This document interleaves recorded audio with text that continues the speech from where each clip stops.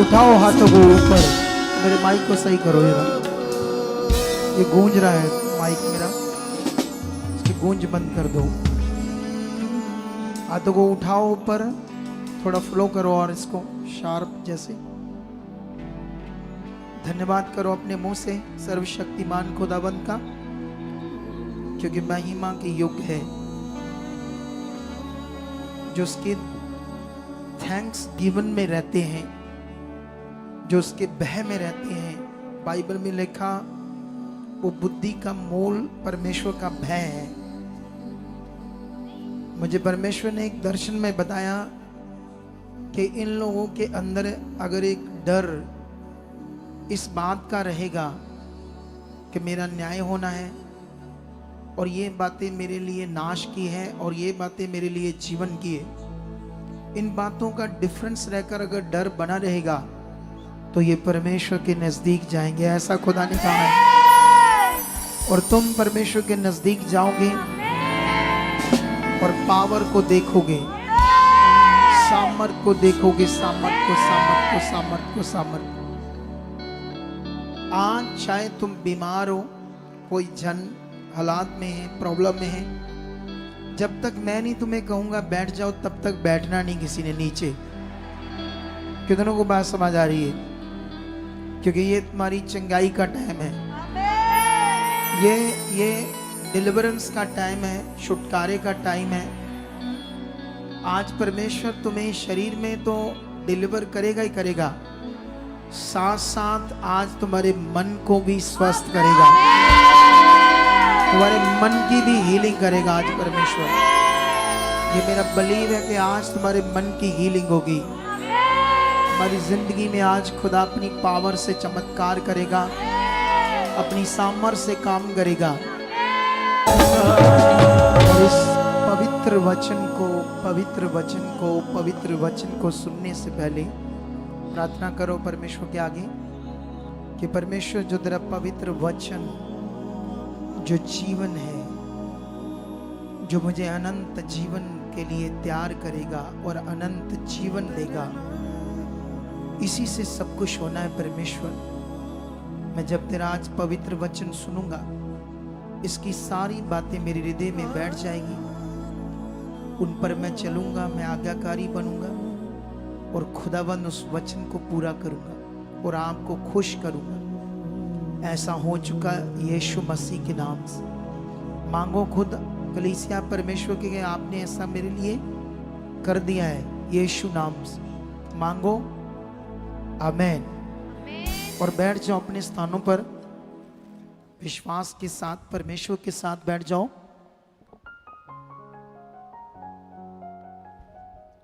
ताकि हम आज के वचन को सुने, परमेश्वर के पवित्र कलाम को। इन्हीं से आप परमेश्वर के साथ सही से बन सकोगे, चल सकोगे और परमेश्वर का वचन पूरा कर सकोगे और जिंदगी में सफल रहोगे। अगर सफल बनना है या सफलता पानी है तो वचन पूरा करना पड़ेगा। अगर अपने घरों को बदलना है, घरों को चेंज करना है, अपनी लाइफ को चेंज करना है, अपने स्वभाव को चेंज करना है, परमेश्वर को खुश करना है, तो उसका वचन अपने जीवन में पूरा करना पड़ेगा। मैं कल रात प्रार्थना कर रहा था तो परमेश्वर ने मुझे एक चीज दिखाई। कुछ लोग फोन में एडिक्टेशन है, आदी हो चुके हैं। कितनों को बात समझ आ रही है? वो बिना मतलब फोन देखते रहते हैं ऐसे ही फालतू, और जानते हैं उससे नेगेटिविटी काम करती है। और नेगेटिविटी तुम्हें आत्मा में चलने से, आत्मिक चीजें करने से, प्रे में अच्छा नहीं मन लगेगा, फिर आपसे अच्छे तरीके से प्रे नहीं होगी, वचन नहीं पढ़ा जाएगा, वचन की समझ नहीं आएगी। तो इसीलिए आप लोगों को क्या करना है, आपने अवॉइड करना फोन। जिस काम के लिए फोन, उसी में यूज करना है। फोन आपका है कॉल करने के लिए, सुनने के लिए, या कुछ मैसेजेस जो जरूरी हैं जिनसे आपका काम धंधा है या बहन भाई हैं उनका मैसेज व्हाट्सएप का, ठीक है। और दूसरा क्या कहते हैं उसको, प्रभु के लिए, उसके वचनों को सुनने के लिए, प्रेम में जुड़ने के लिए, आगे बढ़ने के लिए, इसलिए ये फोन। और जो लोग फालतू देखते हैं वो हमेशा उनका लॉस होगा, लाभ उनके खा जाएगा दुष्ट। और ये मुझे प्रभु ने दिखाया है। इसको अवॉइड करके देखना कितना आत्मा से भरते आप, कितना आगे जाते आप। तो अभी एक पॉइंट ये हो गया। और दूसरा पॉइंट जिसको हम कहते हैं घर, जो घर होता है उसमें नोक झोंक भी होती है और रोक टोक भी होती है, जिसे हम घर कहते हैं, ठीक है। होटल में कोई रोक टोक नहीं होती, कोई चीज ऐसी नहीं होती, वो उसे होटल कहते हैं। तो आपको क्या चाहिए, होटल चाहिए या घर चाहिए, बोलो। तो अभी तुम कहां हो, खुदा के घर में हो।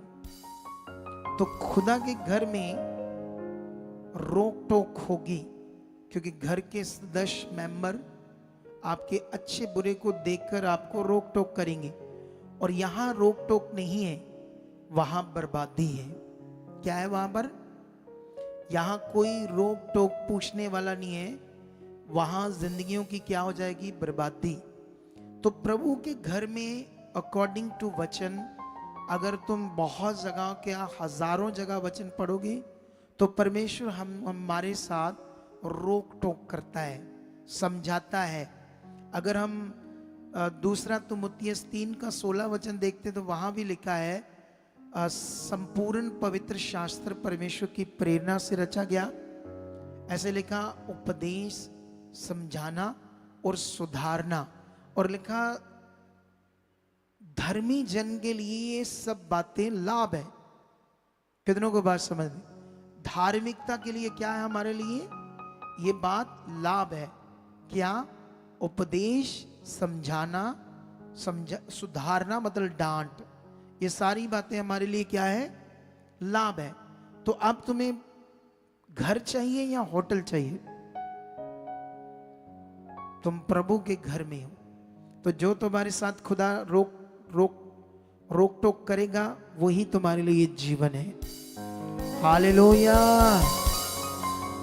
जिनके माता पिता को बच्चे आगे से बोलने नहीं देते और माता पिता शरीफ होते हैं, उनके बच्चे सबसे बिगड़े होते हैं, खराब होते हैं, बदचलन हो जाते हैं, उनका चाल चलन बिगड़ जाता है।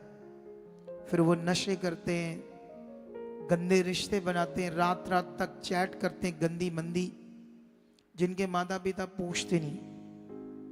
शुक्र है आज मुझे याद आता मेरे प्यो का डंडा जो मेरे ऊपर पड़ा था, उसी डंडे ने मुझे यहाँ ले आया। हालेलुया। मैं धन्यवाद करता हूँ अपने प्यो का, फादर का। जब मैं गलतियां में था, नादान था, आगे पीछे था, फालतू चीजें करता था, तो डंडा पड़ता था मुझे, डंडा। मुझे गुस्सा तो आता था उस समय अपने फादर पर कि ये मुझे मारता क्यों है, लेकिन मुझे अब समझ आई है कि उसका वही डंडा मुझे आज यहाँ ले आया। हालेलुया। इसलिए अपने बच्चों को डांटने में कोई कसर मत छोड़ना। जहां गलत है डांटो, सीधा करो, राइट चलाओ उनको परमेश्वर के साथ, कोई लिहाज मत करो। अगर लिहाज करोगे तो फिर वो बिगड़ जाएंगे। कितनों को बात समझ आ रही? मैं 2 वचन आपके लिए पढ़ूंगा जल्दी से, जिनसे आपको बड़ी बरकत मिलेगी। इन वचनों के मैं मीनिंग एक्सप्लेन कर दूंगा साथ साथ ही। और पहला वचन है भजन संहिता 138, जो पहले से आप लोग इस वचन को जानते हैं, लेकिन खुदावंद ने कहा इसे पढ़ाओ आज, ठीक है? तो इसीलिए मैं पढ़ाने जा रहा हूं। जब मैं पढ़ूंगा तो आपको याद आ जाएगा, हाँ ये वचन मुझे याद है, लेकिन परमेश्वर के आत्मा ने जो कहा मैं वो कर रहा हूं। भजन संहिता 138 की 2 में लिखा, मैं तेरे पवित्र मंदिर की ओर दंडवत करूंगा और तेरी करुणा और सच्चाई के कारण तेरे नाम का धन्यवाद करूंगा। परमेश्वर का मंदिर मतलब भवन की बात हो रही है। उस समय परमेश्वर का भवन था इज़राइल में, तो इसलिए उसकी ओर मैं मुंह करके दंडवत करूंगा, ऐसा एक लॉ था। लेकिन अब तो हम उसका मंदिर है। जब आप घुटने टेकते हैं तो परमेश्वर के सामने झुकते हो। जैसे वो भाई जब उसके 5 बंदे के ऊपर चालान कट गया और जेल होने वाली थी, कपड़ा बिछाया और घुटने टेक कर परमेश्वर के सामने गया, आंसू निकले परमेश्वर के सामने और पूरी तरह से मन दिया, विश्वास से प्रार्थना की। जब प्रार्थना प्रेयर पिलर शुरू हुआ, उससे और विश्वास उसका बढ़ गया और जब प्रार्थना रिसीव की तो वो बंदे बाहर आ गए। कितनों को बात समझ आ रही? हालेलुया। और यहां पर भी सेम आपके लिए, आप भी उसकी करुणा, दया, सच्चाई के लिए उसका धन्यवाद सदा करते रहो। उसकी भलाइयों के लिए, जो भला उसने आपके साथ किया है, इसको भूलो मत। अगर भूल गए तो शैतान आपको फंसाएगा और हालातों में डालेगा। अगर आपको उसने बचाया है मेरे द्वारा, मेरी प्रार्थना के द्वारा, इस चर्च के साथ, इस मिनिस्ट्री के साथ खड़े रहना, वफादार रहना, अगर आपके मन में कभी भी गड़बड़ आए, आगे पीछे होने को शैतान कभी मन आपका करे, तो इधर आकर अलग से पश्चाताप करो, प्रेयर करो, टीम से बात करो ताकि आपको गाइड किया जाए। आप बढ़ते जाओ। आपके जो बड़े बड़े लाभ है, बड़ी बड़ी जो बरकतें, बड़े बड़े जो जीवन आपके लिए रखा है, उसको आप ले पाओ। इस वचन का आधा हिस्सा सबसे मेन है जो मैं पढ़ने वाला हूं, क्योंकि उसी के लिए मैंने ये पढ़ा है। क्योंकि तूने अपने वचन को अपने बड़े नाम से अधिक महत्व दिया है। जो खुदा है ना, खुदा जिसने दुनिया रची है, उसका जो बड़ा नाम है यहोवा या यशुआ, क्योंकि यशुआ यहोवा का ही नाम है, एक ही नाम है। कितनों को बात समझ आती है? जिसको हम यीशु कहते हैं, पिता पुत्र, ठीक है। ये जो बड़ा नाम है, इससे भी ज्यादा महत्व परमेश्वर ने दे दिया है, जो वचन लिखकर तुम्हें दे दिया है। उस वचन को कभी परमेश्वर नहीं बदलेगा। इस अपने बड़े नाम से भी ज्यादा महत्व दिया है। अब तुम छोटे से कीड़े मकोड़े, छोटे छोटे इंसान हो, माइनर से, जब वो अपने बड़े नाम से अधिक ज्यादा महत्व अपने वचन को देता है, तो हम लोग किस खेत की मूली हैं? हम लोगों की क्या औकात है कि उसका वचन तोड़े? तोड़ते वो लोग हैं जिनका मन सरफरा है, दिमाग सरफरा है, बुद्धि उल्टी पुल्टी है और शैतान की जकड़ी हुई है और पूरी तरह से शरीर काम कर रहा है, आत्मिक बातें बैठ नहीं रही। वो परमेश्वर का वचन तोड़ते हैं। वचन को तोड़ने का मतलब लॉस है, नुकसान है, बहुत ज्यादा नुकसान है। कितनों को बात समझ आ रही? इसलिए कभी भी वचन को तोड़ना मत। जब आप शरीर में होंगे तो आपका डर खत्म हो जाएगा, वचन से भी, परमेश्वर से। मैं लिख कर देता हूं, जितने लोग शैतान के गुलाम होंगे लेकिन यीशु मसीह में होंगे, लेकिन उसकी गुलामी में होंगे, जो उनको फील नहीं होगी, उनके अंदर ना किसी वचन का डर होगा, ना प्रभु का डर होगा। हेरा फेरी भी करेंगे, गलत भी करेंगे, झूठ भी बोलेंगे, व्यभिचार भी करेंगे, गंदी वीडियोस भी देखेंगे, सब कुछ गलत करेंगे, संगति में भी रहेंगे और फिर भी नहीं डरेंगे, वचन को तोड़ेंगे। अपने आप को नाश के लिए तैयार कर रहे होते ऐसे लोग। एक दिन बुरी तरह से मारता है। एक बहन प्रभु में चल रही थी किसी और चर्च में, हमारे चर्च में नहीं आती थी, लेकिन चर्च जाते जाते भी कई बंदों के साथ गंदे रिश्ते थे और व्यभिचार करती थी। उसके यूट्रस में कैंसर हो गया। फिर प्रार्थना के लिए आई और प्रार्थना जब की तो उसका वो यूट्रस का कैंसर, जो फोड़े, गला सड़ा, उसका बच्चादानी था, उसका प्राइवेट पार्ट था, हील होगी। जहां तक मुझे लगता है, दोबारा मुझे नजर नहीं आई, शायद फिर उन कामों में पड़ गई। अगर पड़ गई होगी तो अब तक उसकी हड्डियां कब्र में होंगी। मार दिया होगा शैतान, क्योंकि उसने अपने आप को क्या कर लिया होगा? नाश के लिए तैयार कर लिया होगा। कितनों को बात समझ आ रही? डरो उस आग से जो नरक की आग है, जिसमें वो पशु लूसीफर, शैतान, उसकी सेना के लिए वो तैयार किए, तुम्हारे लिए तैयार नहीं किए। आग की झील जो है वो मनुष्यों के लिए तैयार थोड़ी किए, लेकिन वो कहता है मैं तेरे लोगों को परमेश्वर साथ लेकर मरूंगा। जितना मैं गंदा हूं, जितना मैं पापी हूं, जितनी मेरे अंदर गंदगी, उतनी तेरे लोगों के अंदर डाल दूंगा, ताकि ये भी मेरे साथ सड़े तेरे प्रिय लोग। हम प्रिय हैं उसके बच्चे, और कुछ लोग वचन सुनते रहते हैं और भय नहीं मानते, डर नहीं रखते। कितनों को बात समझ आती है? लेकिन उसने बड़ा महत्व दिया अपने वचन को। मैं इसका नीति वचन पढ़ता हूं आपके लिए, आगे जाकर थोड़ा सा। नीति वचन में एक वचन है हमारे लिए जो बड़ी बरकत का वचन है और समझ का वचन है। इसे हम पढ़ेंगे 8 अध्याय में, ठीक है? 8 का 35 में लिखा है, क्योंकि जो परमेश्वर कहते हैं, क्योंकि जो मुझे पाता है, मुझे खोजता है और मुझे पा लेता है, वह जीवन को पाता है और यहोवा उससे खुश होता है। तुम उसे पाना चाहते हो, उसे खोजना चाहते हो, तो आज्ञाओं को मानो, वचन को पूरा करो, सबसे ज्यादा डर रखो। परमेश्वर मुझे देख रहा है, मुझे देख रहा है, मुझे देख रहा है, रोज ये याद करो मुझे वो देख रहा है। अगर ऐसा करोगे तो उसे पाओगे, तो जो वो चाहता फिर करोगे तो उसे खुश करोगे। नीचे लिखा 36 में, परंतु जो मेरा अपराध करता है वह अपने ही पर उपद्रव करता है। ये वही बात है जो मैं पहले तुम्हें समझा रहा हूं। जो पाप करता, अपराध करता है, वो अपने पर खुद अपराध को, खुद उपद्रव को, खुद बीमारियों को, खुद हालातों को लेकर आता है। ये परमेश्वर कहता है। लेकिन आगे लिखा है, जितने मुझसे बैर रखते हैं वे मृत्यु से प्रीति रखते हैं। संसार के लोग, अन्य जाति, तरह तरह के गठन बने, संगठन बने, हम ये हैं वो हैं, हम तो ये क्या है क्रिश्चियन। क्रिश्चियन क्या है? वचनों से, प्रचार से लड़ाई करके देखो, धज्जियां उड़ा देंगे तुम्हारी। कानूनों को पकड़कर, तुम्हारी मेजॉरिटी है, कानून तुम्हारे हाथ में, उसका फायदा लेकर रोकने की कोशिश कर रहे हो।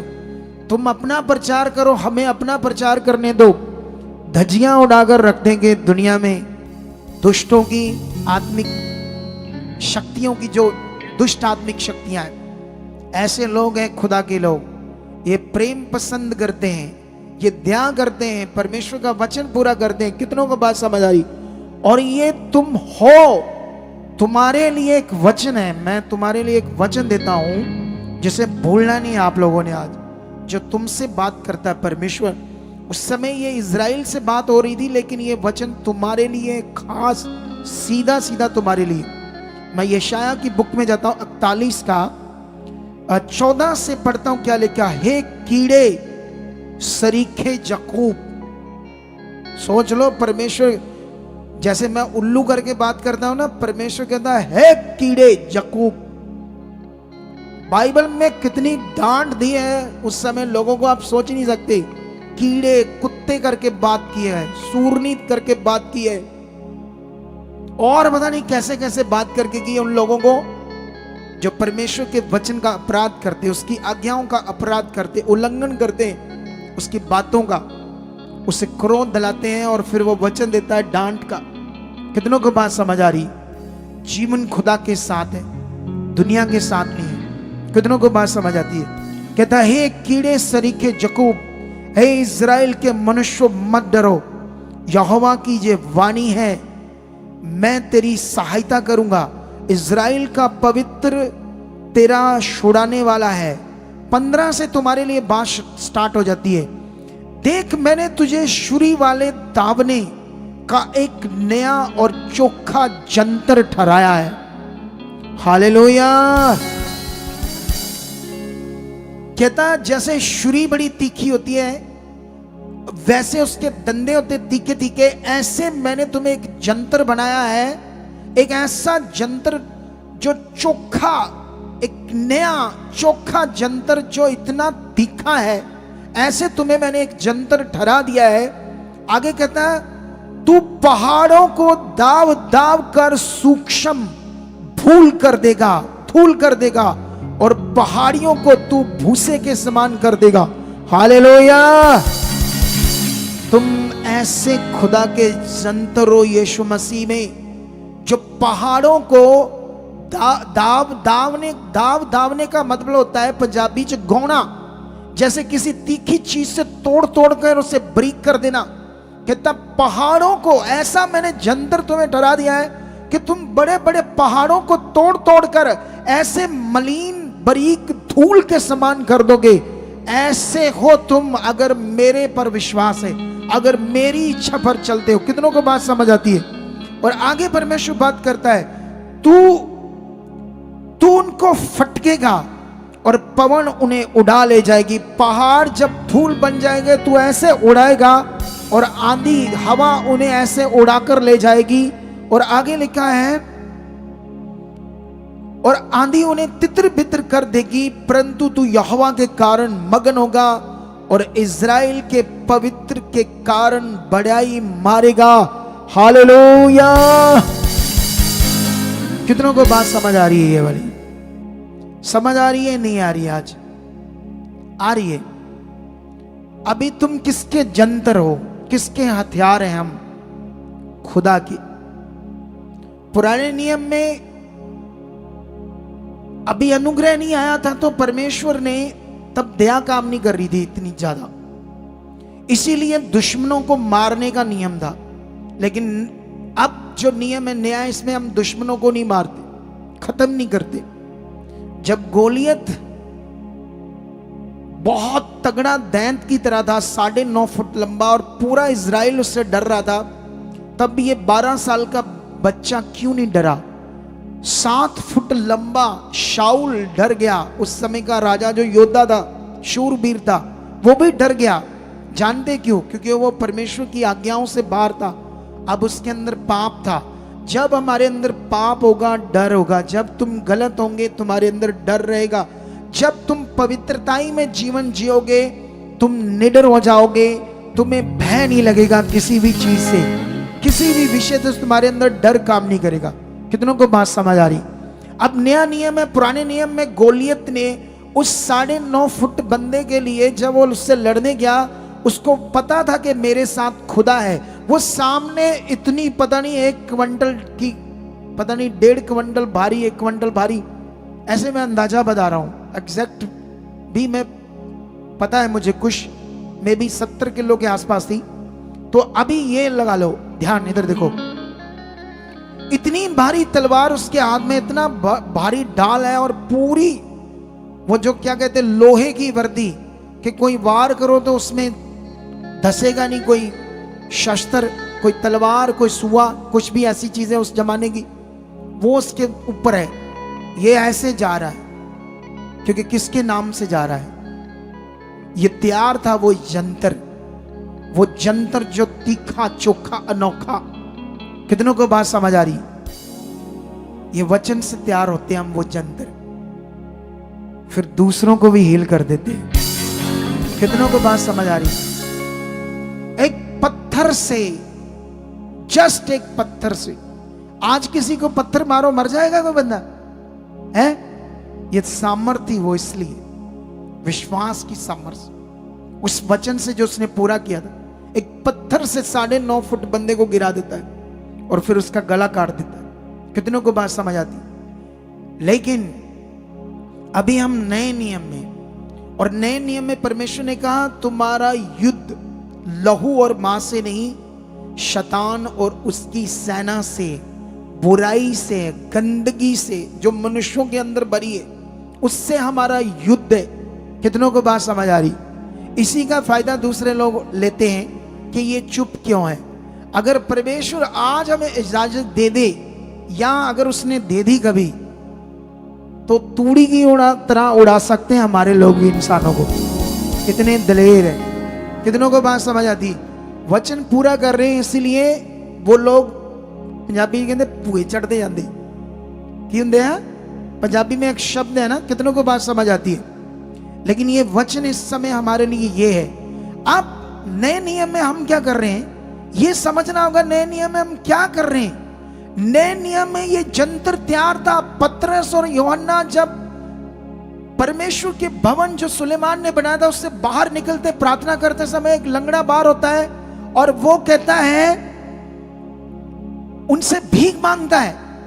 वो कहते हैं भीख मांगता है तू क्या 100, 200, 500, 10,000 ये चाहिए तुम्हें, या हमारे पास तो सोना चांदी भी नहीं है, कोई चीज नहीं ऐसी, पर एक चीज है, ये तू जो लंगड़ा बैठा ना भीख मांग रहा है, ये तुम्हारी टांगे नहीं हो सकती है यीशु पर, खुदा पर मन फिराने से, विश्वास करने से।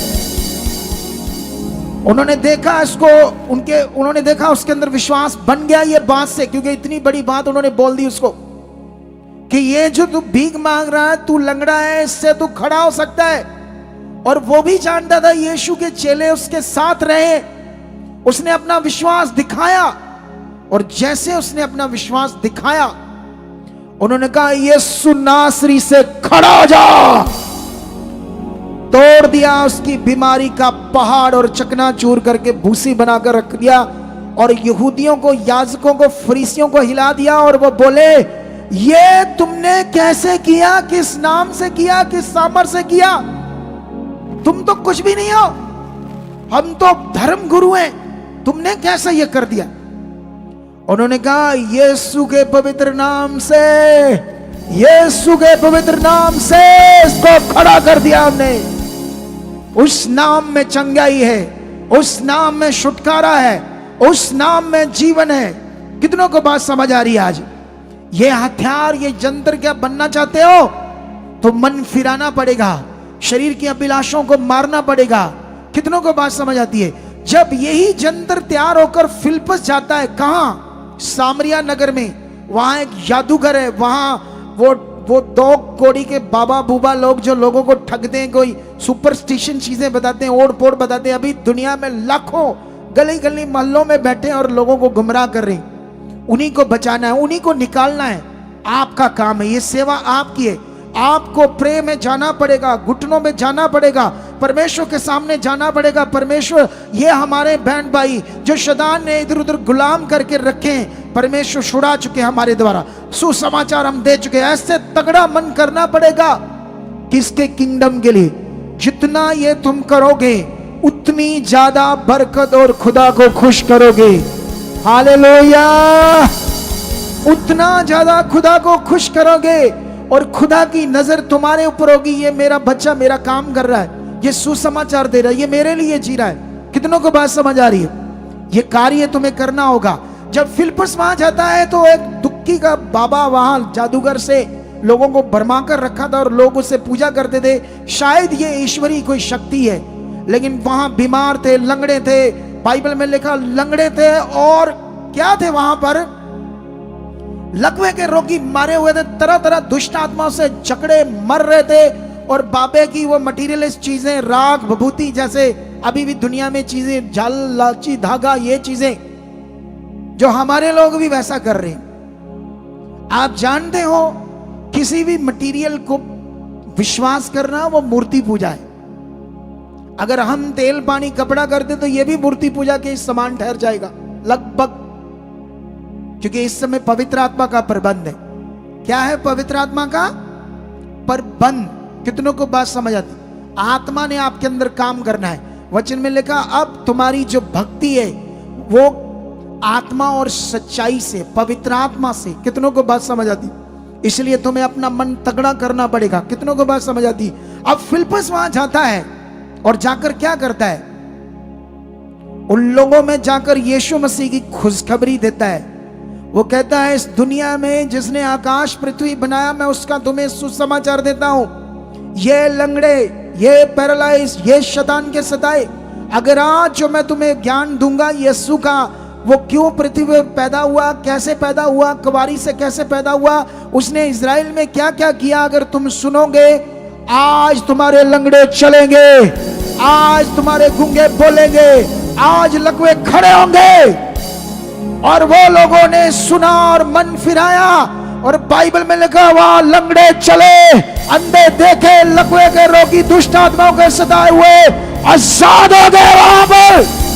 और लिखा बाइबल में उस नगर में बड़ा आनंद छा गया, बड़ा आनंद छा गया। क्या तुम ऐसे आनंद में जीना चाहते हो? ये वो हथियार था जिसको यशाया नबी ने भविष्यवाणी करके इजराइल के द्वारा दिया। कितनों को बात समझ आती है? उसने कहा तुम्हें मैं एक ऐसा दावने वाला तीखा चोखा नया जंतर करके बनाऊंगा कि तू बड़े बड़े पहाड़ों को क्या कर देगा, दाव दाव कर सूक्ष्म का एक धूल की तरह बनाकर रख देगा। कितनों को बात समझ आ रही? ये खुदा हमारे लिए बात कर रहा है। इसीलिए नए नियम में यीशु मसीह ने चेलों को कहा, मैंने तो इस पेड़ को कहा उखड़ और समुद्र में जा पड़, लेकिन तुम जो मैंने सिखाया वो बातें और अपने विश्वास को पक्का करो। इस पहाड़ को भी कहो उखड़ और समुद्र में जा पड़ और तुम्हारे लिए हो जाएगा, अगर तुमने डाउट नहीं किया तो। कितनों को बात समझ आती है? बाइबल में लिखा, जब पतरस इसी प्रचार के लिए, इसी सुसमाचार के लिए निकलता है तो एक गांव में जाता है। वहां पर गांव का नाम में भी लुद्दा है। कितनों को बात समझ आती है? वहां पर जब जाता है तो वहां पर एक अन्यास नाम का लकवे का रोगी होता है, और वहीं एक और पास गांव होता है जहां एक तबीता नाम की औरत जो बिलीवर थी, विधवा थी और मर जाती है। और वहां ये खुदा का जंतर क्या करता है? बोलो क्या करता है? उस लकवे के रोगी को उठा देता है यीशु मसीह के जीवित नाम से। क्यों? क्योंकि उन लोगों ने मन फिराया, उन्होंने विश्वास किया। तबीता नाम की औरत को वो खड़ा कर देता है। प्रेरित पौल लुस्त्रा में जाता है, वहां एक लंगड़ा, जन्म से लंगड़ा बैठा होता है। जब वो यीशु मसीह की गुड न्यूज, जब वो यीशु मसीह का खुदा का पवित्र कलाम बता रहा होता है, तो बाइबल में लिखा, जब वो पवित्र कलाम बता रहा होता है और वो लोग वहां के टकटकी लगाकर ऐसे बैठकर परमेश्वर का वचन सुन रहे होते हैं, तो एक पर उसकी नजर जाती है जो जन्म से लंगड़ा है, और पवित्र आत्मा उसे बताता है ये चंगा होना चाहता है, इसको चंगाई पाने का फेत है, इसकी धुन वचनों पर लगी है, ये वचनों को सुनकर मन फिरा रहा है, ये अपना मन खुदा को दे रहा है, ये ध्यान दे रहा है, इसने पश्चाताप किया, इसने मन बनाया है, मुझे बुराई नहीं करनी, पाप में नहीं जाना, गलत चीजों में नहीं जाना, मुझे पहला स्थान खुदा को देना है। पवित्र आत्मा ने कहा इससे बात कर, ये चंगा हो जाएगा। इसने मन फिराया आज, और बाइबल में लिखा जैसे ही उसको वह कहता है ध्यान दे, उस लंगड़े को कहता उठ खड़ा हो जा, और बाइबल में लिखा उसी तरह से उसका मन बना हुआ था। एकदम वचन निकलते ही वो रिसीव करता है और उसकी टांगे नई हो जाती है यीशु मसीह के सामर्थी नाम से।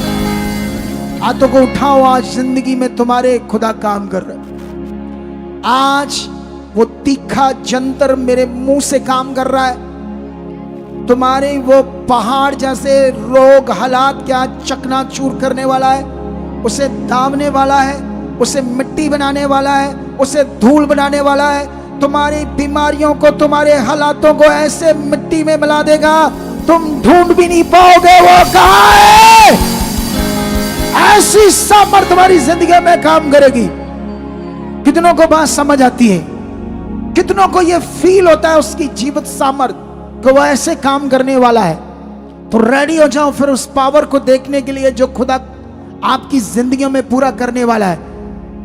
हाथों को उठाओ, इस वचन को ग्रहण करो, और शुरू में जो बातें सीखी थी घर जाकर इसको दोबारा सुनकर अपने मन को पक्का करना है कि परमेश्वर मैं इस वचन को दोबारा सुनूंगा, और जो पवित्र आत्मा ने मुझसे आज कलाम के द्वारा, वचन के द्वारा बातें की थी, परमेश्वर मैं उसे मानूंगा, उसे पूरा करूंगा। अगर आप ऐसा कर रहे हो तो आज तुम्हारी जिंदगी में खुदा की बड़ी पावर काम करेगी, खुदा की बड़ी बरकत होगी, खुदा की एक बड़ी सामर्थ तुम्हारी जिंदगियों में काम करेगी।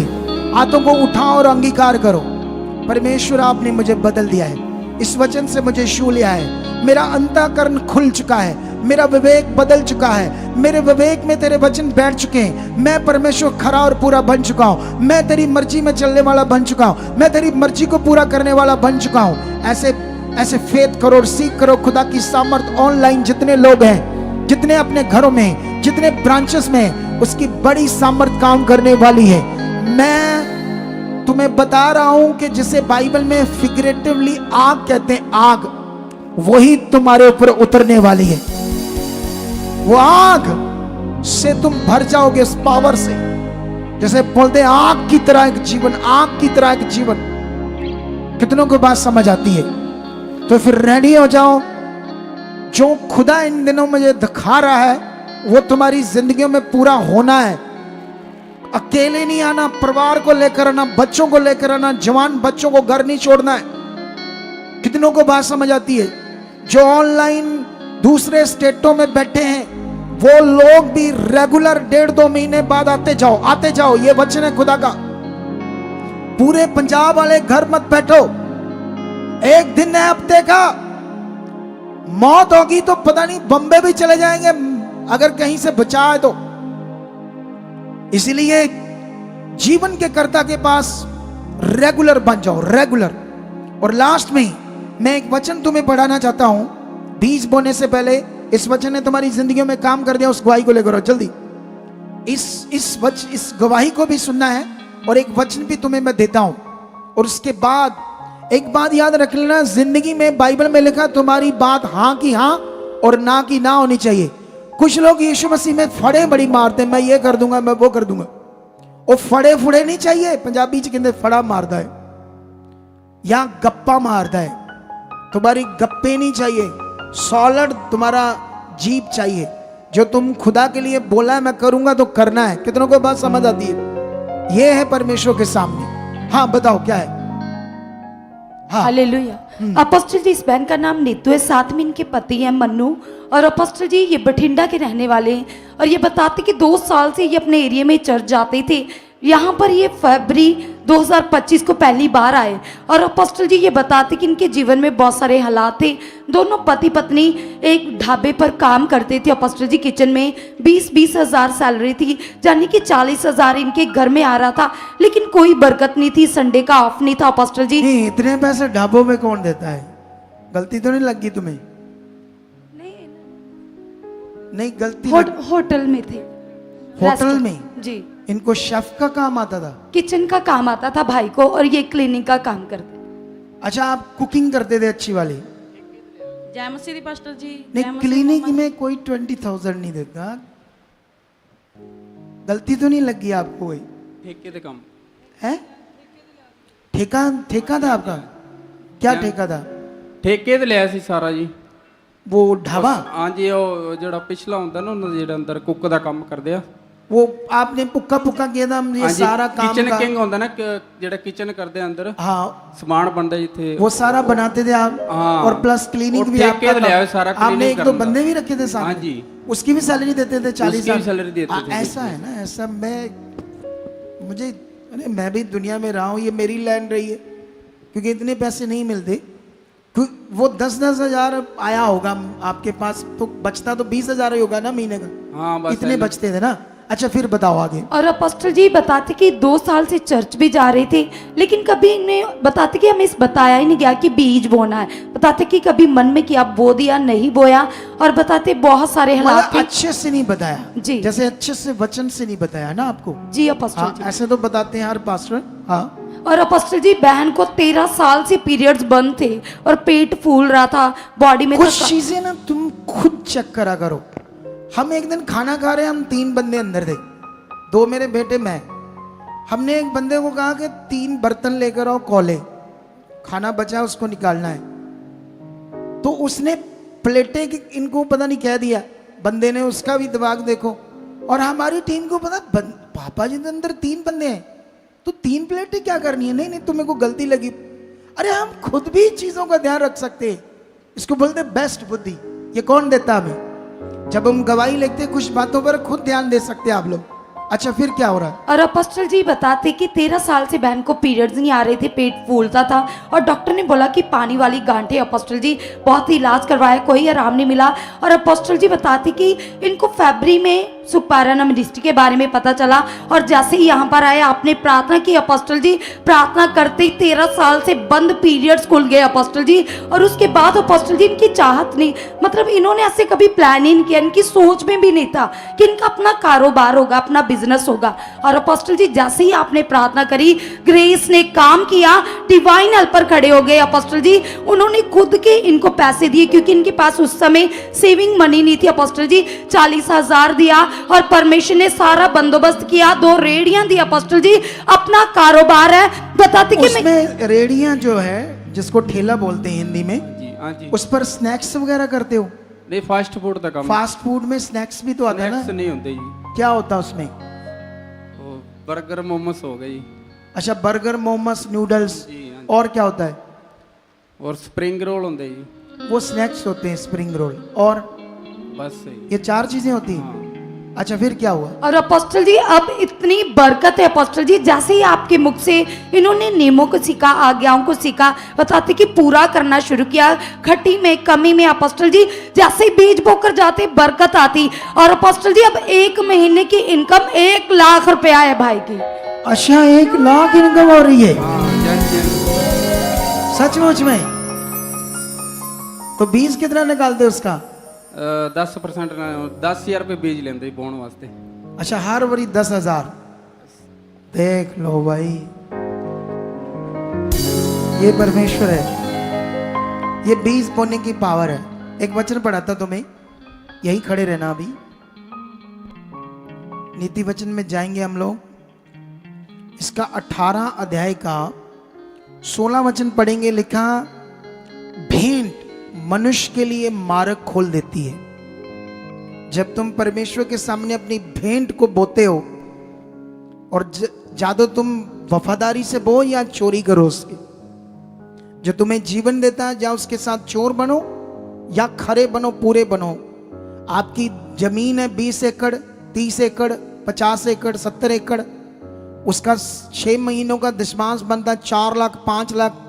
तुम चोरी कर रहे हो, तुम्हारा मन बदल गया है, इतने क्यों देने?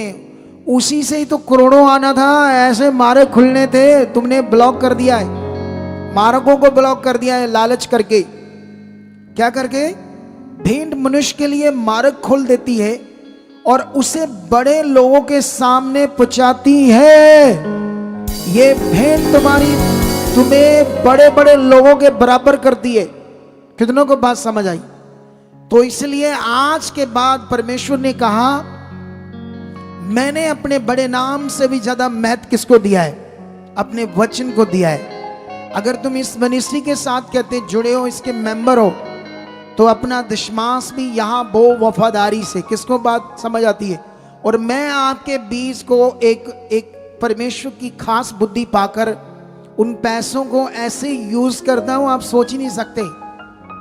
मेरे हाथों में ऐसी बरकत है, मुझे बुद्धि ऐसे दी है। हमने 8 सालों में इतनी बड़ी चर्च खड़ी कर दी, और हमने अभी 2 जमीन हाईवे रोड पर 2 शहरों में, एक गुरदासपुर में और एक होशियारपुर में खरीद ली।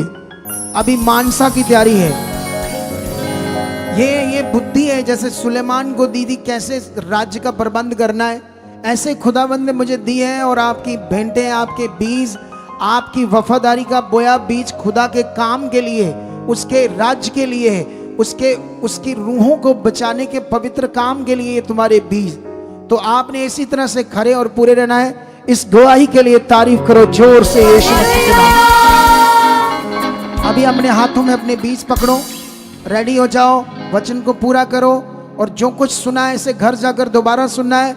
और जो ऑनलाइन लोग हैं, ये हमारी सोसाइटी का HDFC का बैंक है, सोसाइटी का हमारी चर्च का जो अकाउंट्स नंबर है, चर्च के अकाउंट्स नंबर HDFC बैंक सचना रिश्ता से स्क्रीनशॉट ले लो। और साथ में ये एक और है कोटक महिंद्रा बैंक, इसका भी स्क्रीनशॉट ले लो। और इन दोनों के QR कोड को भी स्क्रीनशॉट ले लो। इन अकाउंट्स में और इन QR कोड्स में आपने क्या करना है, पूरे भारत से डालना है, फॉरेन से नहीं डालना, क्योंकि इंडियन लॉ के अकॉर्डिंग ये लॉ नहीं है, सिर्फ भारत से इनमें डाल सकते। अगर फॉरेन से आप अपना बीज डालना चाहते हो, परमेश्वर के कामों के लिए खरे और पूरा बनना चाहते हो, तो इस व्हाट्सएप नंबर पर मैसेज छोड़ना, मेरी निगरानी में आपको रिप्लाई मिलेगा। और इस पर बात नहीं होती, प्रार्थना नहीं होती, मन खराब मत करना। आपकी प्रार्थना फॉरेन के लोगों के लिए इस 2 नंबरों पर होगी। बाकी सारे भारतीय इन नंबरों के लिए, जितने भारतीय लोग हैं इन नंबरों पर आप कॉल कर सकते हो, अपनी प्रार्थना करा सकते हो, बात कर सकते हो। खुदा आपको बरकत दे चुका है। अपने बीजों को पकड़ो, मैं प्रार्थना करता हूं, ऊपर करो वफादारी का बीज।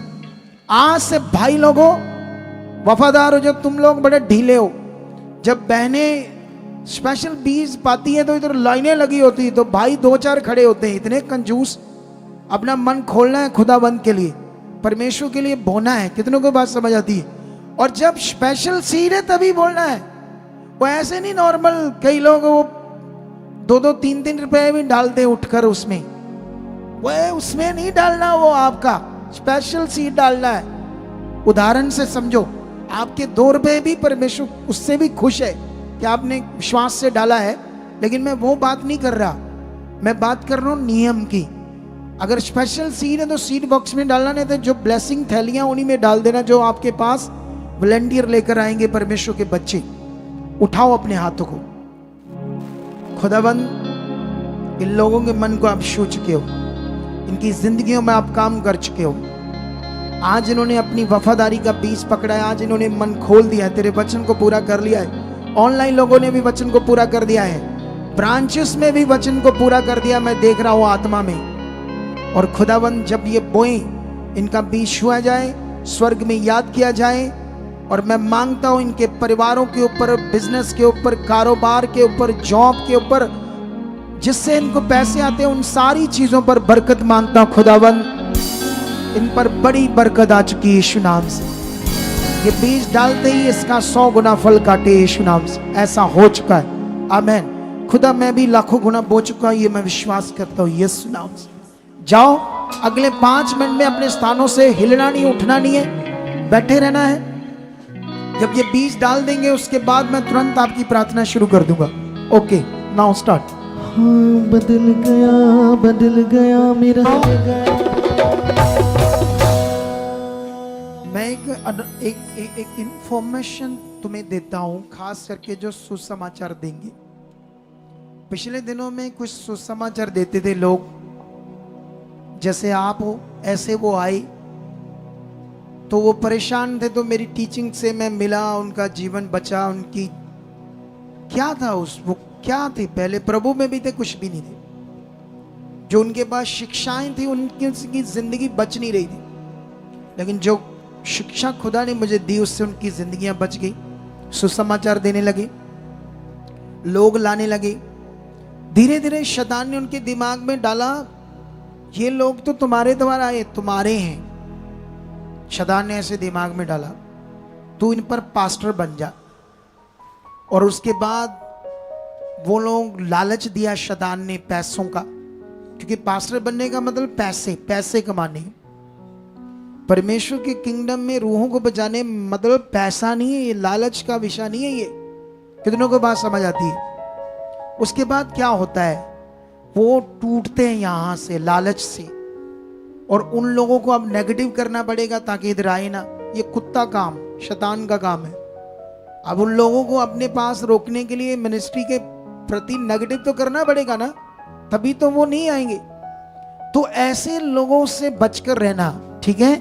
क्योंकि जो तुम सेवा कर रहे हो, सच्चे दिल से करनी, सच्चे दिल से सुसमाचार देके परमेश्वर के राज्य में उनकी रूहों को बचाना है, सेवा करनी है। पास्टर बनना, हमसे मिलना, हाँ मैं बनना चाहता हूं। उसके कुछ प्रोसेस होते हैं, उन्हें पूरा करके बन सकते हो। फिर उन लोगों की तरफ देखना भी ना, नए लोग मांगना, फिर 10-20 नहीं, हजारों देगा तुम्हें, हजारों। प्रोसेस से सेवा करोगे तो हजारों होंगे, लालच से सेवा करोगे तो जो 40, 30, 50 आए थे वो भी टूट टट जाएंगे, क्योंकि तुमने शैतान की मर्जी से किया था। शैतान का प्लान ही था उन लोगों को बर्बाद करना, तोड़ना। एवेंजलिज्म करने वाले खबरदार रहना, ये दिमाग कभी आए तो टीम से मिल लेना, ताकि इन चीजों में फंसना मत। कई लोगों ने एलईडी लगाकर दिखाते थे, एलईडी उतार दी, लालच करने लगे, हम खुद बताएंगे, ये बीज बोएंगे, हमारे पास रहेगा। क्योंकि वो जब इधर बीज लाते थे इकट्ठा करके, तो वो काफी होता था, तो उनके दिमाग में, हाँ इतना पैसा है, हम इनको दे रहे, तेरे प्योदा है, तू ऐसे सोच रहा है। परमेश्वर का है ये, किसका है ये? कितना गंदा लालच करते हैं लोग। अगर किसी ने सेवक बनना है, बाय प्रोसेस बनो। पास्टर बनना, बाय प्रोसेस बनो। हमारे से बात करो, हम बनाना चाहते हैं, हजारों पास्टर बनाने, डोंट वरी। कितनों को बात समझ आती है? मैंने 2-3 बार अनाउंसमेंट कर दी क्रिसमस के लिए कि हमें बच्चे चाहिए 30-40 परफॉर्मेंस करने वाले, थोड़ी एक्टिंग आती हो, डांस करने वाले आते हैं, चुप करके चले जाते हो, बंदे बन जाओ। प्रभु का काम है, उसमें तुम्हें बरकत देगा। अभी तक 2-3 बार बोलने तक भी आप लोगों ने नाम नहीं लिखाया किसी ने। हमें उसकी अभी से तैयारी करनी है, पास जाकर नहीं करनी, क्योंकि इस बार हमें खास करना है कुछ। कल तक जो भी बच्चे हैं प्रभु के सच्चे मन वाले, सारे अपना नाम लिखाओ। जिनको कॉन्फिडेंस है, मैं ये डांस कर सकता हूँ, ये मैं परफॉर्मेंस कर सकता हूँ, ये मैं एक्टिंग थोड़ी कर सकता हूँ, सिखाना हमारा काम है। बाकी कितनों को बात समझ आती है? आज लिखा कर जाओ, कल लिखा कर जाओ, भूलना नहीं है। कितनों को बात समझ आती है? ऐसा करना, गेट पे नहीं, जोड़ों के बाहर एक टेबल लगा दो, 2-3 बच्चे बैठा दो वहां, जिन्होंने जब जाना जोड़े भी लेने इन्होंने, तो वहां ये इस साइड लगा दो, ताकि उनको देखकर अपना नाम लिखा कर जाएंगे बच्चे। कितनों को बात समझ आती है? ये परमेश्वर के लिए करना है, इसमें भी बरकत आएगी आपको। समझ आया? तो खुदा आपके साथ है। आज जो कुछ डांट या वचन या बरकत ली है, उसमें तुम्हारे लिए बड़ा जीवन है। खड़े हो जाओ अपने स्थानों पर, और जो मेरे मुंह से ब्लेसिंग के वर्ड जब प्रार्थना में तुम्हारे लिए करने जा रहा हूं, इसे आपने सबने विश्वास से रिसीव करना है। ठीक है? अपने डॉक्यूमेंट्स, अपने पासपोर्ट, अपनी फोटोज, अपने पेपर्स, जॉब के, किसी भी तरह के कर्जे के पेपर हो, कुछ भी हो, अपने हाथों में ले लो। खुदा यहाँ विराजमान है, उसकी उपस्थिति हमारे बीच है, और वो इस भवन का मालिक है, हमारी जिंदगियों का भी वो मालिक है। मैं उसका छोटा सा नौकर हूं, उसका छोटा सा बच्चा हूं। Servant of God, man of God भी और सर्वेंट ऑफ गॉड। कितनों को बात समझ आती है? मैं उसका नौकर बनकर काम करता हूं, परमेश्वर का मालिक बनकर नहीं। जिस दिन मैं मालिक बन गया ना, तो फिर असल वाला मालिक खुश नहीं रहेगा मेरी जिंदगी से। कितनों को बात समझ आती है? अगर तुम भी इसी तरह सोचकर चलोगे, ये सेवा करने वाले टीम मेंबर भी इसी तरह से मन रखेंगे, अंदर वॉलेंटियर हैं, जो भी हैं सब, मीडिया वाले, हर कोई इस तरह की सोच बनाकर चलेंगे, तो वो तुम्हें ऊंचा करता जाएगा, ऊंचा करता जाएगा।